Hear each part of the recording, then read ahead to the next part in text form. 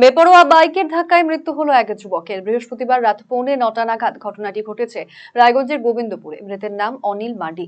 পেশায় তিনি কৃষিজীবী ছিলেন। দেহটি ময়নাতদন্তের জন্য পাঠানো হয়েছে রায়গঞ্জ মেডিকেল কলেজ ও হাসপাতালে। মৃতের মামা নিশু কিস্কু বলেন, বৃহস্পতিবার রাতে খাওয়া দাওয়ার পর রাস্তার ধারে হাঁটাহাঁটি করছিলেন অনিল। সে সময় পাড়ারই এক যুবক বেপরোয়াভাবে মোটর বাইক চালিয়ে আসছিলেন। সেই বাইকের ধাক্কায় মৃত্যু হয় অনিলের। সেদিনটা ভাগনাটা আমার রাতের বেলা একটু রাস্তার থেকে উঠছিল।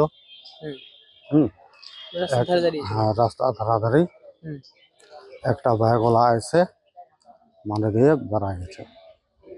কখন হয়েছে ঘটনাটা হয়েছিল 9:15 থেকে 9:15 রাত্রে। কোথায় কোথায় হয়েছে? গোবিন্দপুরে। মানে বাড়ির সামনে? হ্যাঁ, বাড়ির সামনে। আচ্ছা, কি জন্য উঠেছিল? উঠছিল একটু খাওয়া দাওয়া করে, হ্যাঁ, রাস্তা থেকে একটু রেস্ট করতে উঠছিল। তখনই একটা বাইক টেকনো ইন্ডিয়ার দিক দিয়ে আইসে ওনাকে মাইরে দিয়ে চলে গেছে।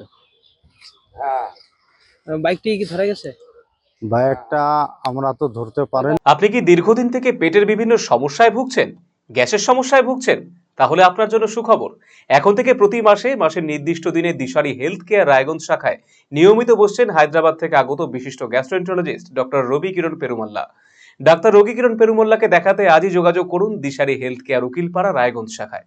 যোগাযোগ করুন 7477785509, 7477785512 এই নম্বরে।